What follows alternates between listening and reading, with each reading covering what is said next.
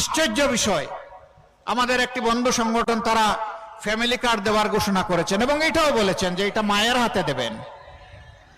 তারা একদিকে দিচ্ছেন ফ্যামিলি কার্ড, আর একদিকে দিচ্ছেন আমার মায়ের গায়ে হাত। এই দুইটা একসাথে চলে না।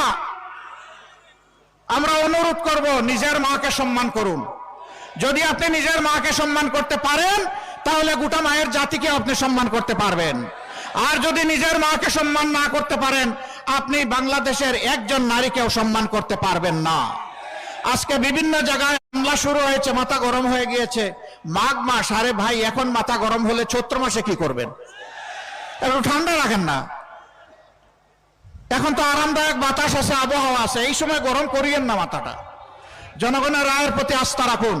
অতীতে জনগণের রায়কে যারা সম্মান করে নাই তাদের পরিণতি কি হয়েছে তার থেকে আমাদের সকলের শিক্ষা নেওয়া উচিত। হ্যাঁ, জনগণের গায়ে হাত দিতে পারবেন, পিঠে মারতে পারবেন, কিন্তু জনগণের হৃদয় এবং কলিজা জয় করতে পারবেন না। হৃদয় কলিজা যদি জয় করতে হয় তাহলে সকলকে তার নিজ নিজ জায়গায় সম্মান দিতে হবে, বিশেষ করে মায়ের জাতিকে। আমাদের কথা ভাই একেবারেই স্পষ্ট, জীবন দিব, আমার মায়ের ইজ্জত দেব না, মায়ের ইজ্জতের জন্য লড়ে যাব। সুতরাং কেউ আর মেহেরবানি করে এই অপকর্ম করবেন না। যারা করেছেন তওবা করেন, সংশ্লিষ্ট ব্যক্তির কাছে মাপ চেয়ে নেন। তিনি চাইলে মাফ করে দিতে পারেন, আল্লাহ আপনাকে মাফ করে দিতে পারেন।